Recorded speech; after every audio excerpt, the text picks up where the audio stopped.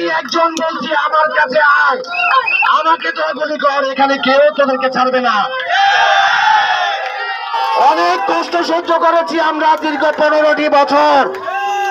আপনারা কিন্তু ভাববেন না শেখ হাসিনা পালিয়ে গেছে, পালিয়ে যায় নাই। শেখ হাসিনা তার অঘোষিত স্বামী মোদির কোলে গিয়ে বসছে। আমাদের দাবি ছিল শেখ হাসিনাকে গতকালকে কারফিউ জারি করেছে, বিচারিক ব্যবস্থা 3 দিনের জন্য সাধারণ ছুটি ঘোষণা করে বন্ধ করেছে। কেন প্রশ্নবিদ্ধ করেন আপনারা? কেন কেন বিচারিক ব্যবস্থা বন্ধ করবে? কারণ ছিল একটাই, সে সবকিছু বন্ধ করে সেনাবাহিনী তার ফুফুতো বোনের জামাই, ফুফুতো বোনের মেয়ের জামাই, তাকে ক্ষমতায় বসিয়েছে। আজকে দেওনাতেও আমি ছিলাম, দেওনাথ থেকে আর্মির সাথে আমরা ছিলাম। আর্মিরা বলেছে আপনারা অপেক্ষা করেন, ক্ষমতা চলে গেছে। তারপরে আমি আন্দোলন করি নাই, আনন্দ করি নাই, কেননা ওদের রেখে যাওয়া সমস্ত গুন্ডা পান্ডা বাহিনী এখনো বাংলাদেশে মজুদ আছে। 71-এ যদি দেশ স্বাধীন হয়, শেখ হাসিনা যদি বলে থাকে জামাতকে তারা যেভাবে শাসন করেছে, যেভাবে নির্যাতন নিপীড়ন করে তারা ফাঁসিতে ঝুলিয়েছে, তারপরেও বলে জামাত আছে। বিএনপি কে ধুলোয় মিশাইছে। আমাদের বাংলার চট্টগ্রামের রাজপথে সংগ্রামী অন্যতম নেতা সালাউদ্দিন কাদের চৌধুরীকে ফাঁসিতে ঝুলাইছে। আমরা কিছু বলতে পারি নাই, কারণ তাদের আগ্রাসন আমাদের উপর নেপথ্য ছিল।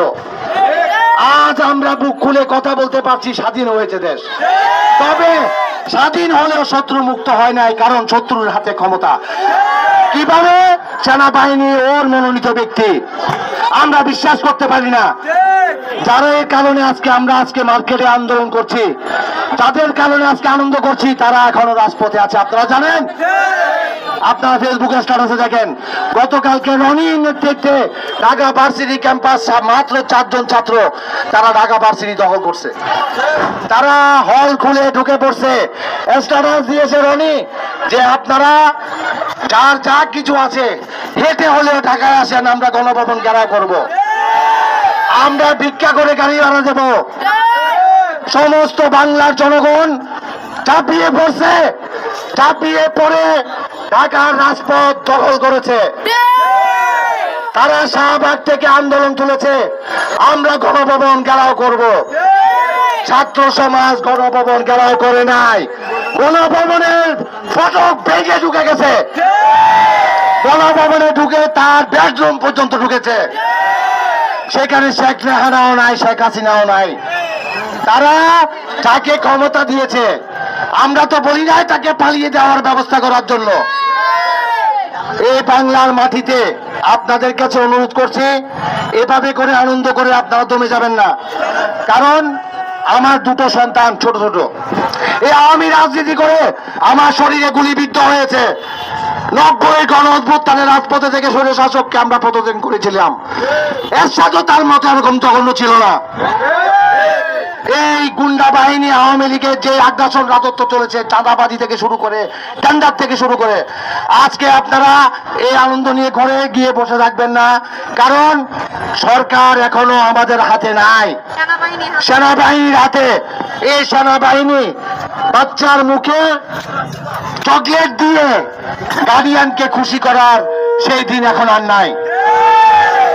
আপনারা সবাই ছাত্রদের পাশে থাকবেন, কারণ 69-এর গণ অভ্যুত্থান আমরা দেখি নাই, 52-র ভাষা আন্দোলন আমরা দেখি নাই। তবে 52-র ভাষা আন্দোলন হার মেনেছে এই আন্দোলনের কাছে।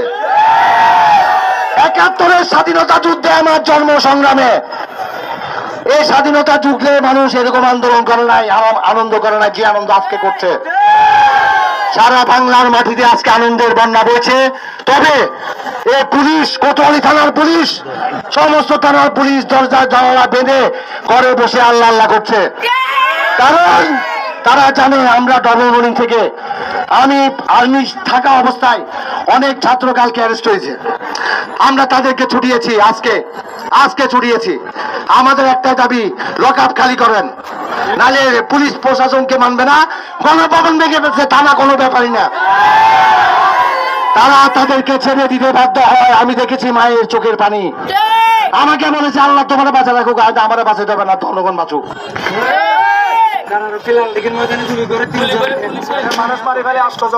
কারারক্ষী যারা আছে এখানে, যারা থানায় আছে,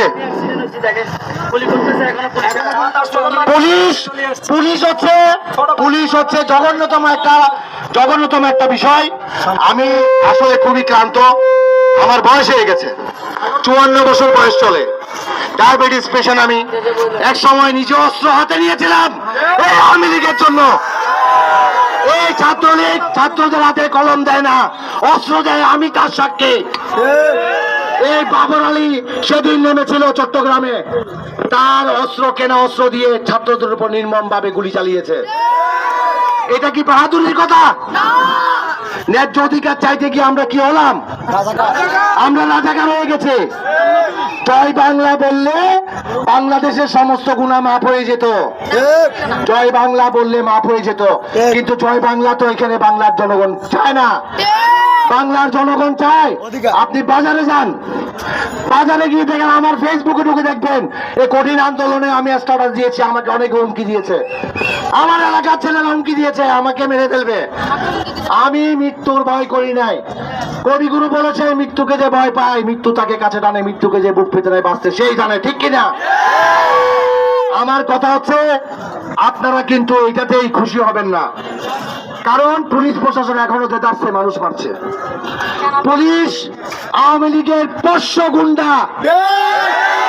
পুলিশের কনস্টেবল থেকে শুরু করে এসআই থেকে শুরু করে ঊর্ধ্বতন কর্মকর্তা সব আওয়ামী লীগের কেনা গোলাম। এদেরকে বিশ্বাস করা যায় না।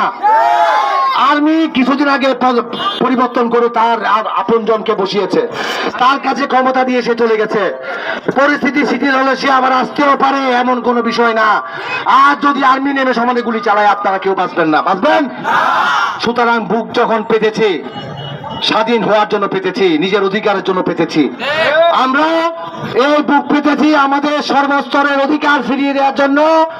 আমাদের জনতার হাতে ক্ষমতা না আসা পর্যন্ত আমরা রাজপথ ছাড়বো না। এই দেশের একটি ট্যাক্সও এখন সরকার পাবে না, এরা আর্মি সরকারও পাবে না। আমরা যদি কারেন্ট না থাকে কেউ বিদ্যুতে বিল ভরবেন না। এগুলি না হলে আজকে বাংলাদেশ পেতাম না মানচিত্রে। আমাদের দেশে স্বাধীন হয়েছিল কিন্তু এগুলির জন্য না। আপনারা জানেন কিনা, এই আন্দোলন যখন চাঙ্গা হচ্ছে তখন তারা অনেকভাবে দমন নিপীড়ন করতে চেয়েছিল, পারে নাই। শেখ হাসিনা চায়না গিয়েছিল বেড়া লাগানোর জন্য। চায়না ভারতের আগ্রাসন থেকে নেপালকে ছুটিয়েছে, যে নেপাল বিশ্বের দরবারে 100% হিন্দু সাম্রাজ্যের দেশ। সেই দেশকে ভারতের আগ্রাসন থেকে ছাড়িয়েছে তারা। শ্রীলঙ্কাকে ছাড়িয়েছে, ভুটানকে ছাড়িয়েছে, মালদ্বীপকে ছাড়িয়েছে। ভারতকে স্পষ্ট বলে দিয়েছে চীন, বাঙালিকে নিয়ে কোনো খেলা তোমরা খেলবা না। র এসেছিল গত পরশুদিন, 2টি বিমান তেজগাঁও বিমানবন্দরে নামিয়েছে শেখ হাসিনা, পারে নাই। ট্রেন ঢুকিয়েছে, পারে নাই। চায়না তাদেরকে ওখান থেকে বিতাড়িত করে দিয়েছে, চলে যান আপনি, মোদির কাছে যান, এখানে না। তাহলে চায়না আমাদের সবচেয়ে বড় বন্ধু, সবচাইতে বড় বন্ধু চায়না, উপমহাদেশের অনেক শক্তিশালী ধর। আজকে যারা অ্যান্ড্রয়েড সেট ইউজ করতেছেন, শেখ হাসিনা বলে এটা নাকি তার অবদান, এটা চায়নার অবদান। কপিরাইট ফোন দিয়ে আজকে 4,000 টাকা 10,000 টাকা দিয়ে নিম্নবিত্ত মানুষরা অ্যান্ড্রয়েড সেট ইউজ করে, এটা নাকি শেখ হাসিনার অবদান, এটা চায়নার অবদান। আমার কথা হচ্ছে আপনারা একটা কথা শুনেন, জামাত আর বিএনপির কথা বলে বলে আপনাদের মাথায় যেগুলো ঢুকে দিছে তার বীজ শুনেন। আমার সন্তান, এই যে মেয়েটা, এই যে ছেলেটা, এর বয়স 7 বছর। ও জন্মের পরে বইগুলো কি পায়? বঙ্গবন্ধুর ছবি, শেখ হাসিনার আনার ছবি, আর কিছুই দেখে না। আমি তাদেরকে সেটা দেখতে দেই নাই, আমি মলট দিয়ে বেঁধে দিয়েছি, ডেকে দিয়েছি সেই বইগুলো। আমি বলেছি তোমরা এগুলি শিখতে আসো নাই। হাফ ইয়ারলি পরীক্ষা, 6 মাসিক পরীক্ষা। আমার মেয়ে বলে বাবা মূল্যায়ন পরীক্ষা দিব। কয় ঘন্টার পরীক্ষা? বলে 5 ঘন্টার পরীক্ষা। আমার জন্মেও তো আমি 5 ঘন্টার পরীক্ষা দিই নাই। 3 ঘন্টার পরীক্ষা দিয়েছিলাম, প্রতিটা প্রশ্নের মার্ক করা ছিল। তুমি আমাকে প্রশ্ন দেখিও। আমি স্কুলের প্রিন্সিপালের সাথে কথা বললাম, তিনি আমাকে বললো আমরা নিজেরও জানি না কি প্রশ্ন করবে। আমরা কোথায় আছি? আমরা কেমন দেশে আছি? শিক্ষা ব্যবস্থা